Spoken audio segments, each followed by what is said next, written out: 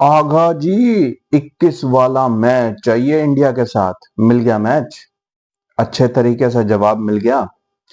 पिछली बार सूर्य कुमार यादव ने पॉलिटिक्स की बात की थी, इंडियन आर्मी की बात की थी, ऑपरेशन सिंदूर की बात की थी, तो पूरे पाकिस्तान में आग लग गई थी।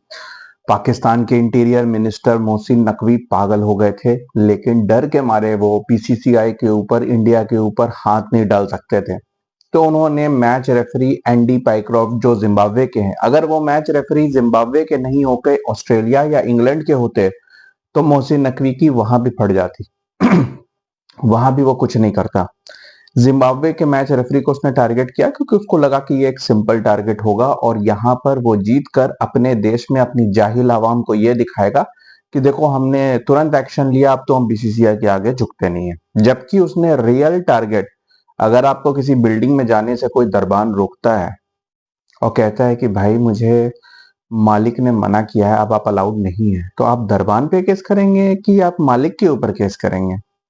समझ रहे हो ना? इन्होंने दरबान के ऊपर केस किया और वो केस भी हार गए। एनीवेज, उसके बाद बहुत तमाशा हुआ। इज्जत बचाने के लिए रमीज रजा, नजम शेट्टी को बुलाकर एक मीटिंग की और किसी तरीके से बॉयकॉट के नाटक करके ये लोग खेल गए इवेंचुअली, और एंडी पाइक्रॉफ्ट ही मैच रेफरी रहा, जबकि रिची रिचर्डसन एशिया कप में मौजूद है। लेकिन रिची रिचर्डसन को नहीं दिया गया पाकिस्तान के मैचेस में भी। बोला गया कि एंडी पाइक्रॉफ्ट ही रहेंगे, बॉयकॉट करने की हिम्मत है तो करो। लेकिन पाकिस्तान में वो हिम्मत नहीं थी। वो दो प्रेस कॉन्फ्रेंस मिस किए, उसी को वो बहुत बड़ी बात बता रहे हैं, लेकिन उसके लिए भी आईसीसी ने उनके ऊपर सैंक्शन डाल दिया है। और अब सूर्य कुमार यादव ने दोबारा इनके मुंह पे तमाचा मारा है। सूर्य कुमार यादव ने साफ साफ इनकी राइवलरी को लेकर, जो कि मैं बहुत दिनों से कह रहा हूं कि अब इंडिया पाकिस्तान मैच कोई मैच नहीं है, इंडिया पाकिस्तान मैच अब एक मजाक बन के रह गया है, जिसमें कि इंडिया हर बार पाकिस्तान को कुत्ते की तरह हराती है। 10 T20 मैच आप बांग्लादेश के साथ भी खेलोगे तो एक आधा मैच बांग्लादेश जीत जाएगा। अगर आप 10 T20 मैच आयरलैंड के साथ भी खेलोगे तो इट्स लाइकली कि वो भी क्लोज आ जाएंगे एक आध मैचेस में।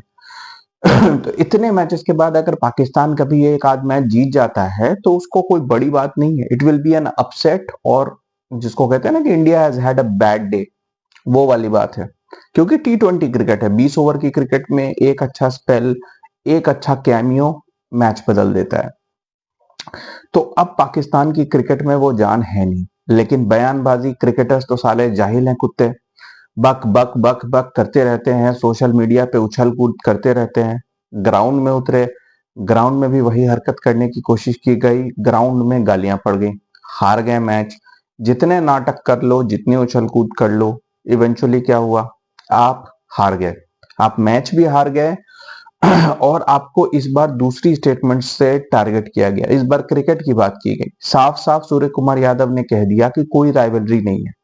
अब ये बात किसी जर्नलिस्ट के कहने में और एक इंडिया के करंट कैप्टन के कहने में बहुत फर्क है। आपको ये बात यहां ध्यान रखनी होगी कि कुछ पाकिस्तानी यहाँ पर पुराने स्टैट्स लेके आ रहे हैं, आज भी हम टेस्ट में इतने से आगे हैं, आज भी हम ओडीआई में इतने से आगे हैं। ऑफ कोर्स आप आगे हैं, क्योंकि 80s और 90s में इन दोनों टीम्स के बीच सबसे ज्यादा बायलैटरल या ट्रायंगुलर सीरीज में मैचेस हुए, और उस टाइम पे पाकिस्तान 80s में तो बहुत ज्यादा स्ट्रांग थी। 90s में आई वुड स्टिल से कि थोड़ा बहुत इंडिया वाज लाइक 30, 35, 40% और पाकिस्तान 60, 70% के करीब थी। इतनी बुरी हालत नहीं थी जैसे अभी पाकिस्तान की टीम की है, कि 2017 के बाद इंडिया से एक भी ओडीआई मैच नहीं जीते हैं ओवरऑल T20 में, जबकि पाकिस्तान ने सबसे ज्यादा T20 मैचेस खेले हैं। ओवरऑल T20 में 12-3, मतलब 12 मैचेस इंडिया जीते हैं, 80% ऑफ द मैचेस, और 3 मैचेस जीता है पाकिस्तान। तो इतना बड़ा गैप है 12 और 3 का, तो कहां से रही राइवलरी? और यही बात सूर्य कुमार यादव ने प्रेस कॉन्फ्रेंस में कह दी है, और पाकिस्तान फिर से पागल हो गया है। वो कह रहे हैं कि नहीं नहीं नहीं नहीं, राइवलरी देखनी है, वसीम अकरम। अरे भाई, वो इमरान खान, वसीम अकरम, वो 80s में शारजा में बेईमानी कर करके कैसे पाकिस्तान जीतती थी सबको पता है। आप वो मैचेस निकालो। अभी जिन चीजों के लिए ये रो रहे हैं ना, ये तो है भी नहीं कि मैच रेफरी और थर्ड अंपायर पे केस करो, ये तो फिजूल की बातें हैं। उस वक्त तो एक्चुअली में ये बेईमानियां हुआ करती थी, सारे अंपायर बेईमान शारजा में रहते थे, और शारजा में इंडिया पाकिस्तान मैच में इंडिया जीत रही होती थी, तो कोई भी किसी भी तरीके से बॉल बस पैड में लग जाए, एलबीडब्ल्यू दे दो, उसके बाद नए बैट्समैन को लाओ, प्रेशर बनाओ, झूठ मूठ के अपील करो, शोर शराबा करो और विकेट ले लो। डीआरएस थानी बहुत ही बेईमानी से सारे मैचेस जीते जाते हैं। एक मैच का खुद जावेद मियांदाद ने कहा था कि कई बार प्लम्ब एलबीडब्ल्यू किया गया जावेद मियांदाद को, बहुत अपील हुई लेकिन दिया नहीं गया। तो जावेद मियांदाद ने ओवर के बाद जाकर उस बॉलर को बोला कि तुम कितनी भी अपील कर लो, यहां पर तुम्हें आउट कोई देगा नहीं ये अंपायर, क्योंकि ये मैच पाकिस्तान में हो रहा है, ये पाकिस्तान का अंपायर है और अंदर पाकिस्तान की पब्लिक है। यहां अगर मुझे आउट दिया ना तो इस अंपायर को कोई छोड़ेगा नहीं।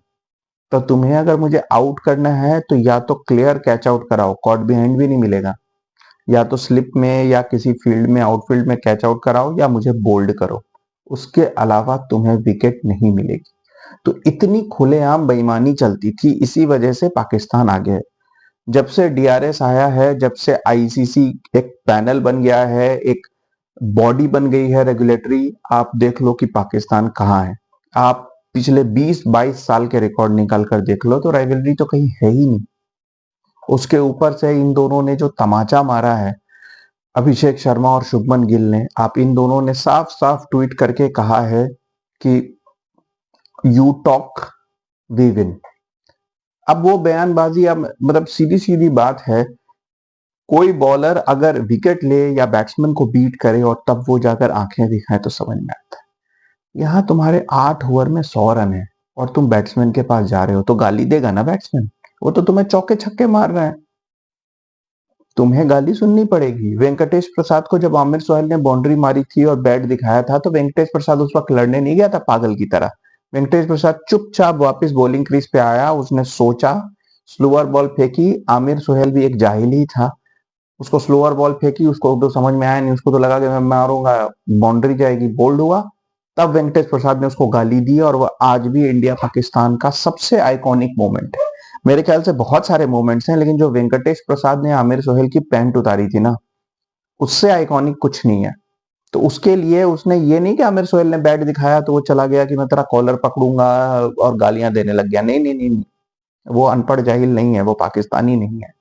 उसने पहले ठंडे दिमाग से वापस गया, उस गुस्से को संभाला, अगली बॉल पे बोल्ड किया, तब जाके गाली बकी और तब गाली सुनी उसने चुपचाप से, क्योंकि उसको मालूम था कि मेरी इज्जत उतर गई है। और आज भी आमिर सोहेल को इंडियंस इसी तरीके से याद करते हैं कि बड़ा आया था हीरो बनने और बोल्ड हो गया।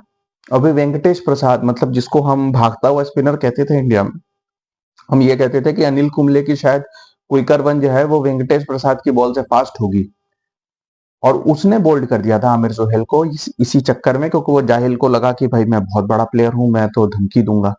और यहां पर तो पाकिस्तान की जो करंट लॉट है, मुझे समझ नहीं आता भाई, वो तुम्हें मार रहे हैं, मतलब रन रेट 11-12 का है, 170 मतलब 8.5 को चेस कर रहे हैं, मतलब 8 ओवर के बाद रिक्वायर्ड रेट 6 का आ गया था। आप इमेजिन कर सकते हो T20 क्रिकेट में इससे ज्यादा बेइज्जती क्या ही होगी। ये फ्रैंकली सिर्फ संजू सैमसन को थोड़ा मैच प्रैक्टिस करवाया जा रहा था, और संजू सैमसन थोड़ा स्लो पिचेस पे स्ट्रगल करता है क्योंकि वो टाइमिंग वाला प्लेयर है, वो टॉप 3 में खेलने वाला प्लेयर है। बस उस वजह से यह मैच 19th ओवर तक चला गया, वरना ये 15-16 ओवर में खत्म होने वाला, ये भी एक वन साइडेड ही कॉन्टेस्ट था। हारिस राउफ ने भी बहुत उछल कूद मचाई, उसे भी बहुत गालियां पड़ी, लेकिन ओवरऑल जो सूर्य कुमार यादव ने मैसेज दिया है वो बिल्कुल सही मैसेज दिया है कि अब कोई राइवलरी नहीं है।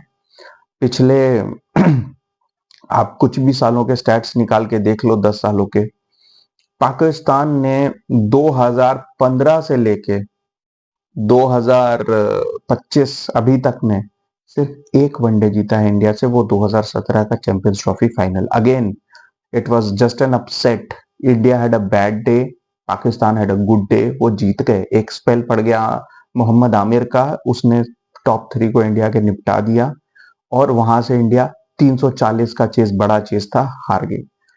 उसके अलावा पिछले 10 साल में पाकिस्तान एक मैच जीती है, और ऐसा नहीं कि इनके बीच मैचेस नहीं हुए, इनके बीच में 2015 का वर्ल्ड कप का गेम था, ऑफ कोर्स वो भी इंडिया की नई टीम थी, ये भी था उसमें। ये कौन है जो बॉल को दांत से खाता है, आफरीदी, शायद आफरीदी, ये भी था उस मैच में।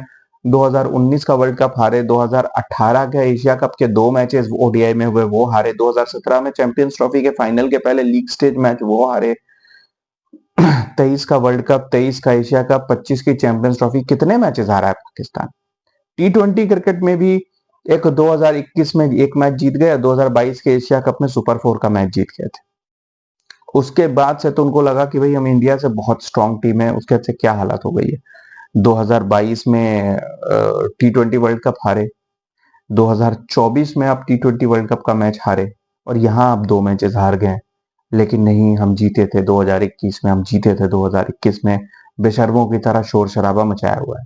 कोई फायदा नहीं है शोर शराबे का, बुरे तरीके से हार चुके हैं ये मैच पाकिस्तान, और अब फाइनल में जाने के लिए श्रीलंका और बांग्लादेश दोनों को हराना है, जो मेरे ख्याल से पाकिस्तान की औकात के बाहर है। अब ये देखना है इंडिया को फाइनल में श्रीलंका मिलती है या Bangladesh. Keep watching guys, thank you.